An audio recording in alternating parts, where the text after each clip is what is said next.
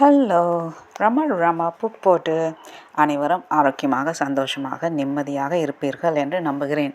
இப்போது தபோவனம் ஸ்ரீ சத்யசாயி சச்சரிதம் பகவான் ஸ்ரீ சத்யசாயி பாபாவின் புனிதமான வாழ்க்கை சரிதம் அத்தியாயம் 16 தொடர்கிறது. தாழ்ந்தப்பட்டவர்கள் என் குழந்தைகள் ஆகிறார்கள். திரு கஸ்தூரி கர்நாடகாவில் தேவாங்கிரி இல் ஒரு கல்லூரி முதல்வராக பணியாற்றிய போது அவரிடம் ஆனந்தப்பா என்ற பணியாளன் பணிபுரிந்தான். அவன் சுவாமியிடம் மிகுந்த பக்தி கொண்டவன். தன் எஜமானரின் வீட்டில் நடைபெறும் பஜனைக்கு தேவையான மலர்கள், பழம், ஊதுபத்தி, கற்பூரம் போன்ற பூஜா திரவியங்களை சேகரிப்பான். சிறந்த பொருள் கிடைக்க வேண்டுமென்று மார்க்கெட் பூராவும் கடையாக அலைந்து தேடுவான். சுவாமியின் படத்துக்கு முன்னால் நின்று கொண்டு ஒரு மலர் தன் கையில் வந்து விழ வேண்டுமென்று தினமாக கெஞ்சுவான். தனியாக சுவாமியின் படத்துக்கு முன்னால் நின்று கொண்டு அவரிடம் பேசுவான். சுவாமியின் உருவத்திலிருந்து ஒரு வாடிய மாலையினை விலக்கி அது அவன் கையில் கொடுக்கப்படும் போது அதனை புனித பிரசாதமாக கருதி வாங்கிக் கொள்வான்.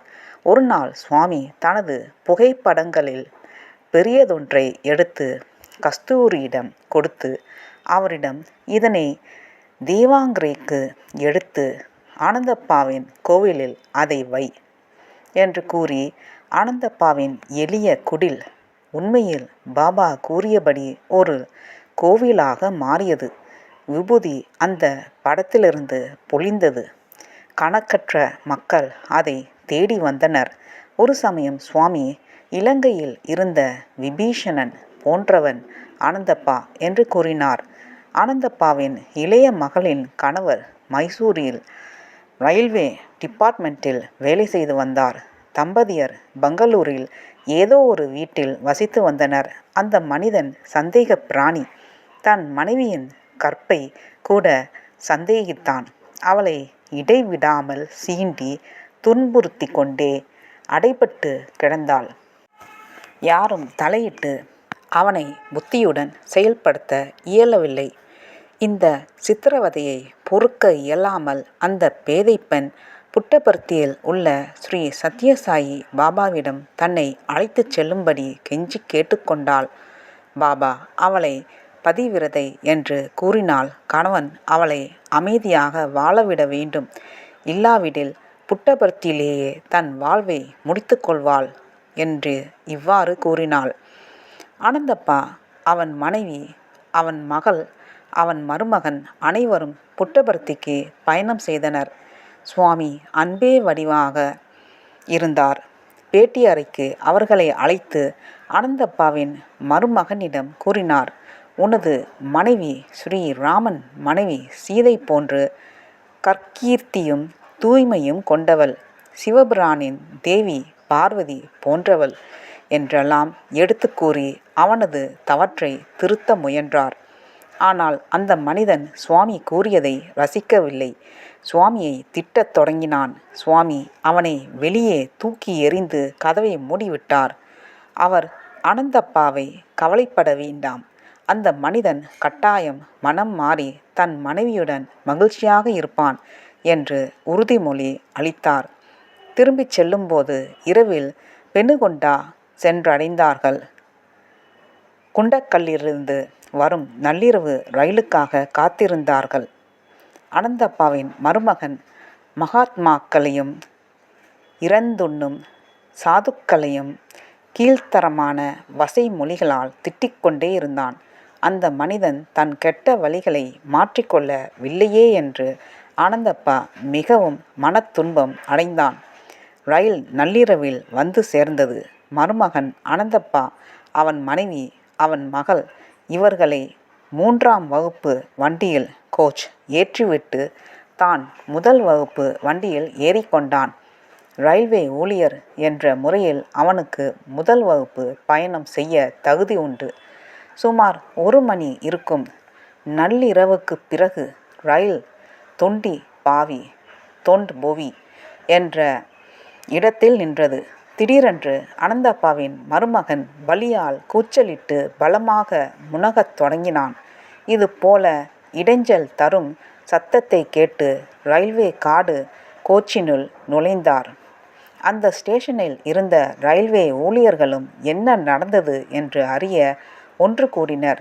என்ன பிரச்சனை என்று அறிய விரும்பினர். அந்த மனிதன் கன்னங்களை தடவிக்கொண்டிருந்தான். பயபீதியால் உந்தப்பட்டு அங்கும் இங்கும் பயந்து கொண்டே பார்வையை செலுத்தினான். கார்டு அவனை கேட்டார், யார் இந்த வண்டிக்குள் நுழைந்து உங்கள் கன்னத்தில் அறைந்தவர்? அழுது கொண்டும் முணங்கிக் கொண்டும் அவன் ரயிலில் இருந்து இறங்கி ஸ்டேஷன் மாஸ்டர் அறைக்கு சென்று நிகழ்ந்தவற்றை அவரிடம் கூறினான். தொண்டிப்பாவி ஸ்டேஷனுக்கு 6 மைல்களுக்கு முன்னால் வண்டியிலிருந்த விளக்குகள் அனைத்தும் திடீரென்று எரிந்தன. நான் விழித்து கொண்டு எனது படுக்கையில் உட்கார்ந்தேன். அந்த இடம் முழுவதும் சாயிபாபா நிரப்பி கொண்டது போல ஒரு சிவந்த வெளிச்சம். பாபா என் கன்னத்தை அறையத் தொடங்கினார். அவர் என்னை சுற்றி வெட்ட வெளியெல்லாம் நிறைந்திருந்தார். எல்லா திசைகளிலிருந்தும் அறை வாங்கிக் கொண்டே இருந்தேன். என் கன்னத்தில் அறைந்து கொண்டே அவர் கூறினார், உன் மனைவி பதிவிரதை, கள்ளங்கபடு இல்லாதவள் என்று சொல்கிறேன். நீ நம்ப மாட்டேன் என்கிறாய். அவள் வயிறெறிய செய்வதை நிறுத்துவாயா மாட்டாயா? அவள் என்னுடைய குழந்தை. இது மட்டுமல்ல, கொடுமைப்படுத்தப்பட்ட அனைவரும் என் குழந்தைகளாவர். நான் சொல்கிறபடி கேட்பாயா கேட்பாயா? ரயில் இந்த ஸ்டேஷனை நெருங்கும்போது சிவந்த வெளிச்சம் மறைந்தது. அதற்கு பதிலாக சாதாரண வெளிச்சமே நிலவியது. இந்த நிகழ்ச்சிக்கு பிறகு அந்த தம்பதிகள் வாழ்க்கையில் வியக்கத்தக்க மாறுதல் ஏற்பட்டது. அவர்கள் சுமூகமாகவும் முழுமையான இசைவுடனும் அன்புடனும் வாழத் தொடங்கினர். சில மாதங்கள் கழித்து பகவான் பாபா சில பக்தர்களுடன் உரையாடத் தொடங்கினார். அவர் ஷீரடி சாய்பாபா அடிக்கடி சினத்தை வெளிக்காட்டுவார். ஆனால் இந்த அவதாரம் அன்பு நிறைந்தது என்று கூறினார். திரு கஸ்தூரி மிகவும் பணிவுடன் குறுக்கிட்டார். சுவாமி, இந்த அவதாரத்தில் நீங்கள் யாரையுமே அழித்ததில்லையா? சுவாமி பதிலளித்தார், நான் இப்போது அன்பின் வடிவமாக இருக்கிறேன். ஆனால் கஸ்தூரி மறுபடியும் கேட்டார், இந்த அவதாரத்தில் தாங்கள் யாரையுமே அடிக்கவில்லையா? அதற்கு சுவாமி கூறினார், ஓ ஆனந்தப்பாவின் மருமகனை நீ குறிப்பிடுகிறாயா? நான் அவனிடம் அன்பின் மீளீட்டால் தான் அவ்வாறு நடந்து கொண்டேன். திரு கஸ்தூரி கூறினார், சுவாமியின் அன்பும் அருளும் அந்த வறிய எளிய பெண்ணுக்கு தேவையான அளவுக்கு மேலே வழங்கப் பெற்றன என்றதும் கருணையுள்ள பாபா, ஆம், அந்த மருமகனுக்கும் கூடவே தான் அன்பும் அருளும் கிட்டின என்று கூறினார். ஆடும் கோட் மனமும் மைண்ட். ஒரு அரசன் பல கிராமத்தார்களை ஒன்று திரட்டி ஒவ்வொருவருக்கும் ஒரு ஆடு பரிசளித்தான். அத்துடன் ஒவ்வொருவருக்கும் தம் தம் ஆட்டுக்கு வயிறு முட்ட உணவு கொடுத்து பராமரிக்க வேண்டும் என்று உத்தரவிட்டான். அதிலும் ஒரு நிபந்தனை, ஆடுகளை கூட்டிக் கொண்டு வரும்போது அவை பசும் இலைகளை உண்ணவே கூடாது. அவற்றை ஆடுகள் கண்ணால் பார்க்கக்கூட விரும்பலாகாது. இதற்கு தூண்டுகோலாக இந்த கட்டளைகளை முழுமையாக நிறைவேற்றும் ஒவ்வொருவருக்கும் 10,000 ரூபாய் பரிசளிக்கப்படும் என்று அறிவித்தான். கிராமத்தார்கள் ஆடு வயிறு முட்ட தின்றால் வேறு ஒன்றுமே தின்னாது, பசும் இலையை கூட மறந்துவிடும் என்று நினைத்தனர். ஆகவே அவர்கள் ஆடுகளுக்கு வயிறு முட்ட உணவை திணித்தனர். ஆனால் ஒரு பெண் வேறு ஒரு முறையினை கையாண்டாள். அவள் ஆட்டுக்கு முன்னால் பசும் இலைகளை வைத்தாள். அது உண்ணத் தொடங்கும்போது குச்சியினால் அதன் வாயில் அடி கொடுத்தாள். அடிக்கடி இவ்வாறு செய்ததால் அந்த ஆட்டின் முன்னால் பசும் இலைகளை வைத்தபோது வயிறு நிரம்பாத போதும் கூட ஆடு இந்த இலைகளை ஏறெடுத்தும் பார்க்கவில்லை. சில காலம் கழித்து அரசன் பரிசோதனைக்கு ஆடுகளை கூட்டி வரும்படி கிராமத்தாருக்கு உத்தரவிட்டான். பசும் இலைகளை முன்னால் வைத்ததும் ஆடுகள் தின்னத் தொடங்கின. ஆனால் ஒரே ஒரு ஆடு மட்டும் அந்த இலைகளை கண்ணாலும் பார்க்கவில்லை. அதற்கு பதிலாக தன் எஜமானியம்மா வைத்திருந்த குச்சியினையே பார்த்து கொண்டு நின்றது. அரசனுக்கு மகிழ்ச்சி அதிகரித்தது. உடனுக்குடனே அவர் எதிர்பார்த்தபடி வெற்றிகரமாக பயிற்சி கொடுத்த பெண்ணுக்கு 10,000 ரூபாய் பரிசு கொடுத்தான். மனதை கட்டுப்படுத்துவதும் இது போலத்தான். கடுமையான பயிற்சியும் ஒழுக்க கட்டுப்பாடும் அதற்கு அவசியம். புகழ்பெற்ற அர்ஜுனன் தனது இயலாமையை ஒப்புக்கொண்டு கிருஷ்ணனிடம் அறிவுரை வேண்டினான். சஞ்சலம் ஹி மனஸ் கிருஷ்ணா பிரமாதி பலவத் திருடம்.